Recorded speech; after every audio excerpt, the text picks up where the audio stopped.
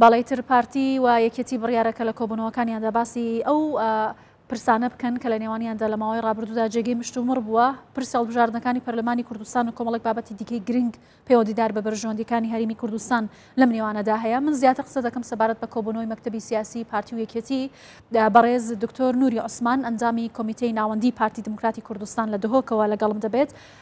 دکتۆر ئەم کاتت باش. ئێستا مەکتەبی سیاسی پارتی دموکراتی کوردستان و یەکێتی لە هەولێر لە کۆبوونەوەدان پێتان وایە ئەم کۆبوونەوە دەتوانێت ئەو بەستەڵەکە بتوێنێتەوە لە ماوەی ڕابردوودا لە پەیوەندیەکانی نێوان هەردوولادا هەبووە؟ زۆر سپاس، هەموو کاتێکتان باش، کاتی بینەران باش. بێگومان ئەو کۆبوونەوەیە وەکو دەستپێکێکە پێشتریش زنجیرەیە کۆبوونەوە کراوە لەم بارەیەوە. بە یەک کۆبوونەوەش تەسەور ناکەم کێشەکان هەموو چارەسەر بکرێتن، بەڵام لەم کاتەی کە ئێستا ئێمە کەتینە ناو بۆشایی دەستوری و تەشریعی کە لە هەرێمی کوردستان هەیە ڕەنگە هەنگاوەکان چرتر ببن. بە پێی ئەم قۆناغە پێویستە هەنگاوی زووتر و چرتر لەم بارەیەوە بکرێتن. هیوادارین کە ئەو بەستەلەکەی کە لە نێوان پارتی و یەکێتی هەیە لە کاتێکی زوودا تەواو ببێتن. باشە، جگە لە بابەتی هەڵبژاردنەکان چه پرسێکی دیکە هەیە لە نێوان یەکێتی و پارتیدا کە ئێستا لەسەری ناکۆکن و پێتان وایە ئەم لێک نزیک بوونەوەیە چەندە کاریگەری لەسەر هێزەکانی دیکەش دەکات بۆ زیاتر نزیک بوونەوە لە یەکتر لە بەرژەوەندی خەڵکی هەرێمی کوردستاندا؟ بێگومان زۆر بابەتی تر هەیە کە باز بکرێت جگە لە هەڵبژاردنەکان. بابەتی یەکخستنی هەڵوێستی نیشتیمانی نەتەوەی کورد و کوردستان لەسەر ئاستی عێراقی فدرال لەگەڵ وڵاتانی دراوسێ زۆر بابەتی تریش هەیە کە باز بکرێ. گرنگترینیان ئەوەیە کە یەکریزی ملەتی کورد بپارێزرێت و بێگومان پارتی و یەکێتی کە دوو کۆڵەکی سەرەکین لە حکومڕانی هەرێمی کوردستاندا کاریگەری پۆزتیڤانە دەبێت لەسەر هەڵوێستی لایەن پارتەکانی تر بە هەموو لایەکانەوە. بەڵێ، بڕیاری ئەنجامدانی هەڵبژاردننی پەرلەمانی کوردستان ئێستا بابەتێکی زۆر گرنگە. پارتی چەندە ڕژدا لەسەرەوەی هەڵبژاردن لە وادی خۆیدا بکرێت و پێتان وایە ئەم ساڵ بتوان هەڵبژاردن بکەن؟ جارێ ئەگەر بگەڕێنە دواوە پارتی و شخصی جەنابی سەرۆک بارزانی یەکەم کەس بووە لە ڕاپەڕینە مەزنەکەی گەلی کوردستان لە ساڵی 91 کە بانگەیشتی هەڵبژاردننی کردووە.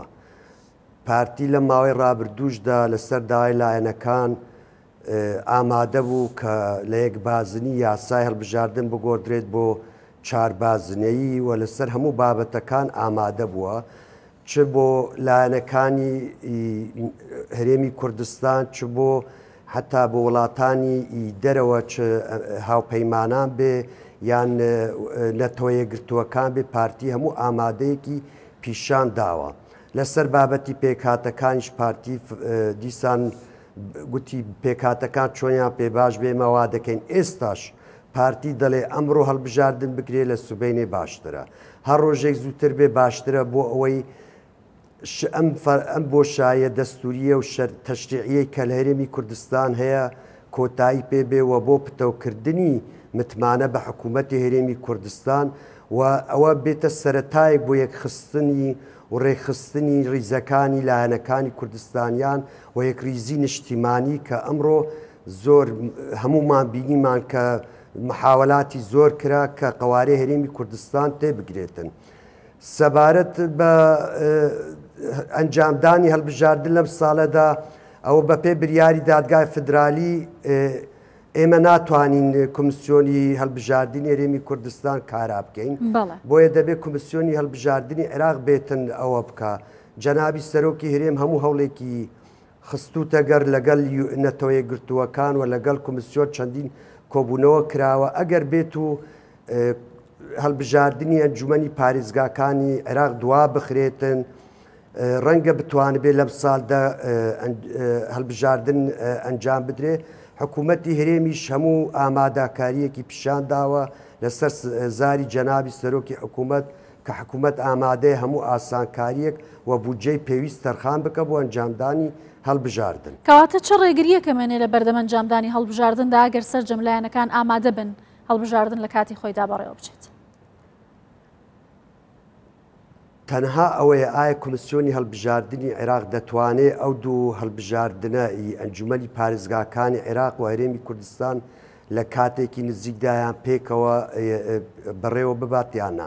ئێمە چاوەڕێی ئەوانین هەتا ئێستا چکە لە لای ئێمەوە جەنابی سەرۆکی هەرێم دوسێ جار کۆبوونەوەیان لەگەڵ کردووە، شاندێکی سەرۆکایەتی هەرێم ڕۆیشت بۆ بەغدا کۆبوونەوەیان لەگەڵی کردووە. ئێمە چاڕوانی وەڵامی ئەوان و ئەوە بەندە بە پرۆسەی سیاسی لە هەموو عێراقەوە کە ئایا ئەم هەڵبژاردننی ئەنجومەنی پارێزگاکان لە کاتی خۆیدا دەگرێت یان دوا دەخرێت تەجیل دەکرێت.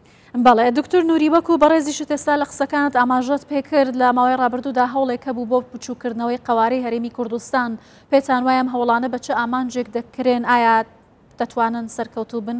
بۆ دەکرێن؟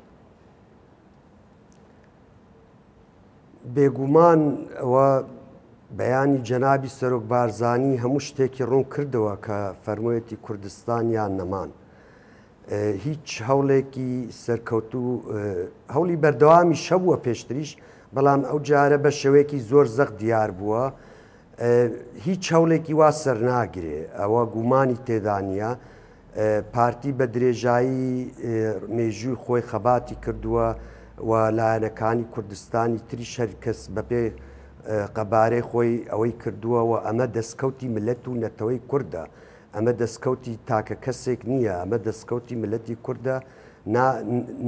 هەوڵێک سەرکەوتوو دەبێ و نابێ هیچ هەوڵێکیش بدریان قبول بکرێ ئەمە بکرێ. ئەم هەڵبژاردنە ئەم جۆرە کۆبوونەوانە کە بکرێن ئەمە تەنها ڕێخۆشکەرە بۆ ئەوەی ئەم ڕەهەندە نیشتیمانیانە ئەم یەکریزی نیشتیمانی کورد و کوردستان بپارێزرێت بۆ ئەو قەوارێژ پارێزراو بمینێتن. بەڵێ دکتۆر نووری ئەگەر سەبارەت بە کۆبوونەوەکە ئەمڕۆ جارێکی دیکە پرسیار بکەمەوە، ئەم جارە پێکهاتەی هەردوو مەکتەبی سیاسی پارتی و یەکێتی جیاواز بوون لاستێکی باڵاتردا بەیەکەوە دانیشتون. ئایا ئەم کۆبوونەوە یەکلاکەرەوە دەبێت؟ ئەنجامەکانی دیارە بۆ ڕۆژنامەنووسان ڕناگەن، بەڵام ئێوە زانیاریتان سەبارەت بە ناوەڕۆک و ئەنجامەکان هەبێت بۆ کوردستان 24 باس بکەن. بەڕاستی من ناتوانم بڵێم ئێستا چ بریارێک دەدرێ، بەڵام دڵنیابن لە ئاستی کۆبوونەوەکاندا دیارە کە کۆبوونەوەکە زۆر جددیە و هەمومان گەشتبینین کەشتی باش دەرئەنجام لێکەوتەیە بێتن و ئیشەڵا موژدەیەکی دڵخۆشکەر دەبێ بۆ هەموو کوردستان. بەڕێز دکتۆر نووری عوسمان، ئەنجامی کۆمیتەی ناوەندی پارتی دموکراتی کوردستان، زۆر سپاس لە دهۆکەوە لەگەڵ کوردستان 24 بووی.